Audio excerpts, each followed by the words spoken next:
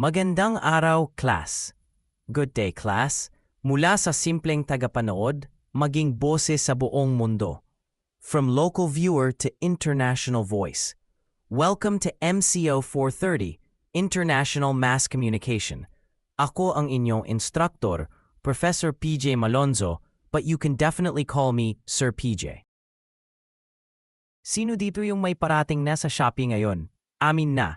Who here has a to receive item on Shopee right now? Confess. Let's get started. Before we dive into our syllabus and course outcomes, let me ask you a very honest question. Who among you wakes up in the morning and the very first thing you do is scroll immediately on your phone? Don't lie to me, walang plastikan. We consume news, TikToks, memes, and international headlines each second. From the war in Europe to Hollywood drama, everything comes straight to your screen.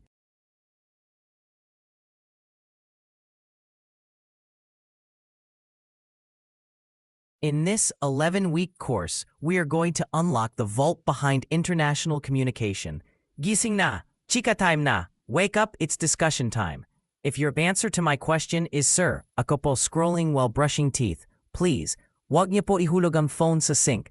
Don't drop my phone in the sink. Sayang ang tuition, pangbili rin yan ng bagong screen protector. What's the ganap happening for today? We're going to break down the course structure, define what international mass communication actually is, and recognize the rules of the game. Objective number 5 is optional, but highly recommended, especially if you want to impress your parents with an international career plan.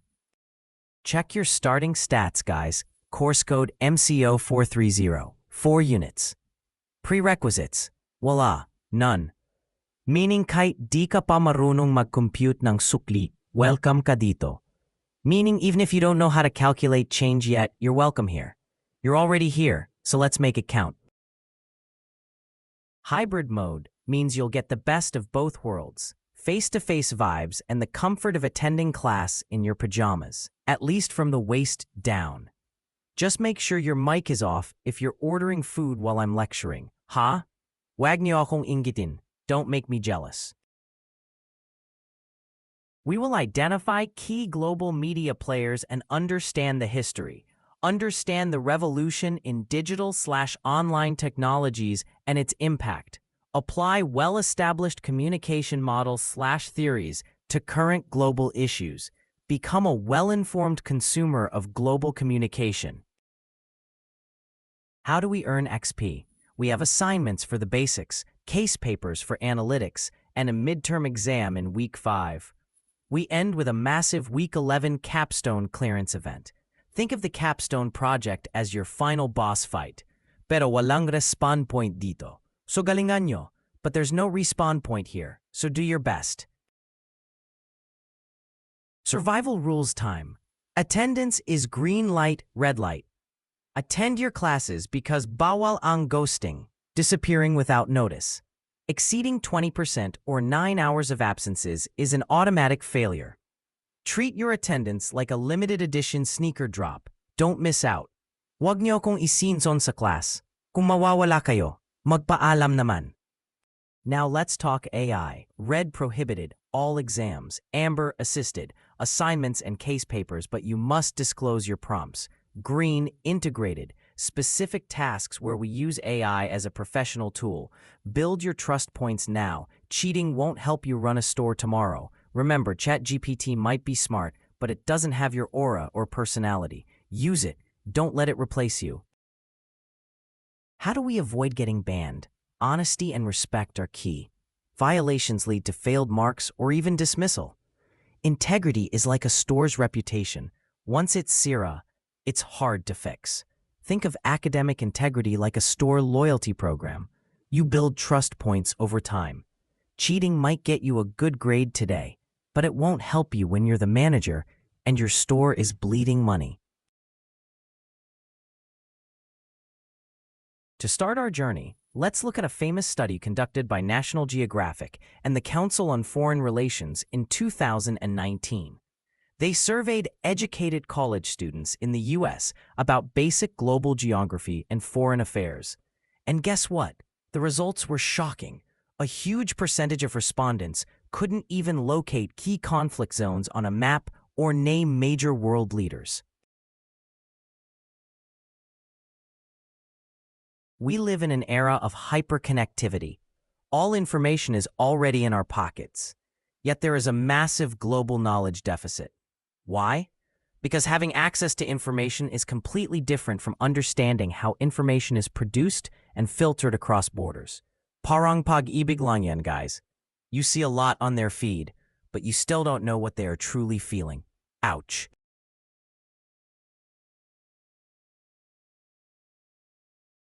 So how do we formally define international mass communication? It is the study of media production, distribution, and consumption across national boundaries. But wait, hindi lang ito basta pagpatalabas ng foreign movies, ha? It is deeply tied to three main engines. First, technology. This gives us the hardware, from shortwave radios to transoceanic fiber optic cables and satellites. Second, economics. This dictates who owns the networks. Think Disney, Sony, or ByteDance. And third, geopolitics. This determines who gets censored, who gets framed as the good guy, and who gets framed as the villain. In short, international mass comm is where information meets global power. Tell your mom, I am analyzing transnational informational flows and economic hegemony. It got points agad. McPhail introduces a powerful concept called electronic colonialism theory, ECT. In the old days, military powers used ships, cannons, and soldiers to colonize nations and take their land. But today, guns are no longer needed. ECT explains how foreign media influences, through movies, pop songs, news outlets, and apps, import foreign values, languages, and consumer habits directly into your brain. You start talking with an American accent, celebrating foreign holidays and craving foreign brands over local ones. Ayan pala yun. You're experiencing psychological and cultural colonization without a single bullet being fired. Aminin, admit it, nod ka lang ng K-drama, bigla ka na lang nagsasabi ng omo at jinja, na ECT ka na ni Opa. Kapatid, you've been ECT'd, my dear. To complement ECT, McPhail connects it with Emanuel Wallerstein's world system theory. WST divides the globe into three economic zones: core, semi-periphery, and periphery. Core nations, like the US, UK, Europe, and Japan, possess capital, technology, and infrastructures. Periphery nations, many developing countries in Africa, Latin America, and Asia, provide raw materials and consume final products. In media terms, core nations are the primary producers of global news and culture, while periphery nations are mostly passive consumers. Sila ang tagaluto ng kwento, tayo ang tagakain, parang samgyupsal lang yan. The core nations are the ones controlling the grill and giving you the meat, while you are just sitting there, paying for the side dishes. Lugi ba o pabor? Is it a loss or a favor?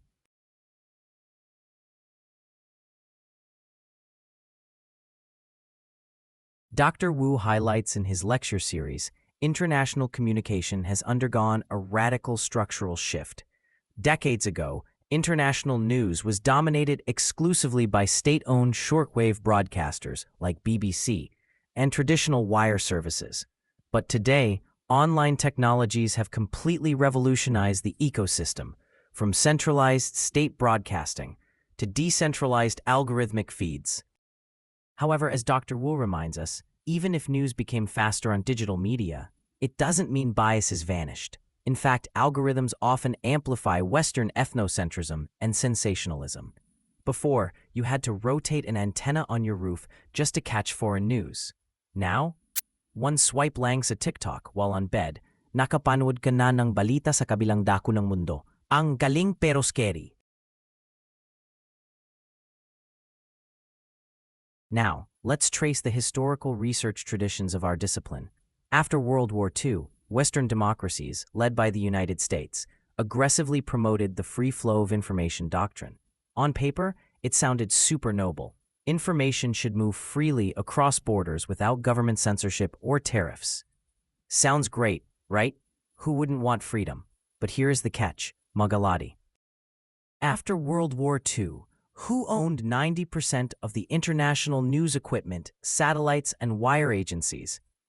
The West. So free flow meant Western news flooded into developing countries, but developing countries had zero capacity to send their own news back to the West. It was a one-way highway. Free play for everyone. But you will always get blocked because they own the hoop. Unfair bardagulan. By the 1950s and 1960s, Western scholars like Daniel Lerner and Wilbur Schramm introduced modernization theory.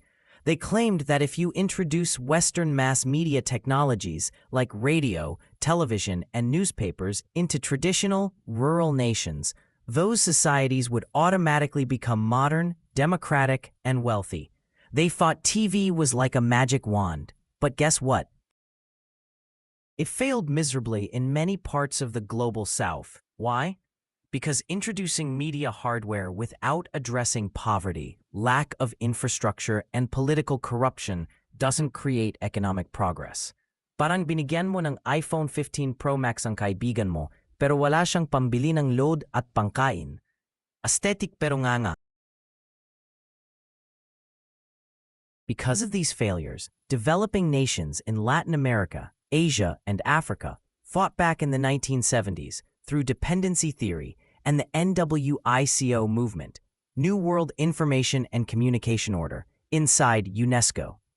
Leaders from the Global South declared, "We will not allow your news about us to always be distorted and negative." They pointed out that foreign wire services only reported on developing nations when there was a war, famine, disaster, or coup. They demanded structural changes, news subsidies, and protection for local media cultures. This created a massive diplomatic war, causing the US and UK to temporarily withdraw from UNESCO in protest. Puro baha at gulo lang ni Filimyo. I-flex nyo rin mga beach namin. Character development din kapag may time. In McPhail Chapter 2, we explore Johann Galtum's structural theory of imperialism. Galtum explains that communication flows not just between nations, but between elites. The center of the center nation communicates directly with the center of the periphery nation. But what is missing? Periphery to periphery communication. That is why Filipinos often know more about U.S. celebrity drama or presidential elections than we know about political events in Vietnam, Cambodia, or Thailand. We have no direct hotline to our fellow Southeast Asian neighbors. Everything gets routed through Western news bureaus first. Kabisado mo ang buong horoscope at dating history ni Taylor Swift, pero hindi mo man lang alam ang pangalan ng Prime Minister ng Malaysia. Saklap, di ba? Sad, right? Now let's analyze one of the most famous theoretical frameworks in media history, Edward Herman and Noam Chomsky's propaganda model. They argued that news does not reflect raw reality. Instead, news passes through 5 filters that cleanse, shape, and manufacture public consent before reaching your eyes. Filter number 1 is size, ownership, and profit orientation. Major news outlets are not charities. They are massive profit-seeking corporations owned by billionaires. Will a news station run a critical investigative report that destroys its own parent company's stock value? Siempre hindi. Of course not. Profit comes first. Parang paggawa lang yan ng milk tea. Before the tea reaches your cup, tinatanggal muna ang pait, lalagyan ng maraming asukal, tapos lalagyan ng pearls. Let's move to filter number 2, advertising. Here is a reality check. You are not the customer of a media company. You, and your attention, are the product being sold to advertisers. News outlets must cater to advertiser interests to survive. If a news story offends key corporate sponsors, that story gets buried. Next, filter number 3, sourcing. News organizations need a constant, cheap stream of daily content. Where do they get it? From official government press releases, military briefers, and corporate PR desks. Instead of investigating independently, journalists often become stenographers for state power. Kapag libre ang news app na gamit mo, wag kang matuwa. Wag mag-assume na mahal ka nila. Don't assume they love you. Because if the service is free, You are the product being sold to advertisers. Flack refers to negative responses, boycotts, lawsuits, and public backlash directed at news organizations when they step out of line. To avoid flack, editors self-censor their own stories. Finally, filter number 5, anti-ideology or the common enemy. During the Cold War, this filter was anti-communism. Today, it's anti-terrorism or geopolitical rivalry. Media outlets unite the public by creating fear against a common enemy. When people are afraid, they stop asking critical questions and blindly accept state policy. Parang sa breakup lang yan. It's just like in a breakup. To make everyone side with you, kailangan mong i-frame ang ex mo bilang si evil villain. You have to frame your ex as the evil villain. Filter number 5 in real life. Now let's examine another foundational text from our readings, Samuel P. Huntington's 1993 article, The Clash of Civilizations. He argued that in the post-Cold War world, global conflicts would no longer be driven primarily by economic ideologies. Instead, the fault lines of world politics would be cultural and civilizational, such as Western, Cynic, Islamic, Hindu, or Orthodox civilizations. In international mass communication, news outlets often frame global events around these civilizational identity lines. They create an us versus them narrative that reinforces cultural biases and ethnocentrism. When they report on international affairs, they love creating drama. It's just like a neighborhood feud. Kaming mga civilized, laban sa kanila na mga outsiders. Ayun, clickbaited ka na. Let's connect Huntington and Chomsky to real-world news framing. When a global event happens, a Western news network like CNN or BBC and a non-Western network like Al Jazeera, Xinhua, or RT can cover the exact same event but present two completely opposite stories. One headline calls someone a freedom fighter, while the other calls the exact same person a terrorist. One describes an attack, while the other calls it an unprovoked aggression. As critical mass comm students, our job is not to blindly swallow either narrative. Our job is to analyze the economic, political, and civilizational filters behind the headlines. Parang chismis sa hallway lang yan. Side A says, inaway niya ako. Side B says, depensa lang to. So don't take sides blindly, you investigate the screenshots. Let's wrap up our Week 1 lecture by reviewing our course outcome number 4, becoming a well-informed, active, and critical consumer of international news. Here are your 3 golden rules whenever you consume global news. Check the ownership and funding. Who owns this news outlet? What are their profit or state interests? Identify the filters. Is this story relying solely on official government sources? Where is the flack coming from? Analyze the civilizational framing. Is the language using us versus them, cultural stereotyping? When you apply these 3 steps, hindi ka na mabubudol ng kahit anong fake news o biased international headlines. You will no longer be scammed by any fake news or biased international headlines.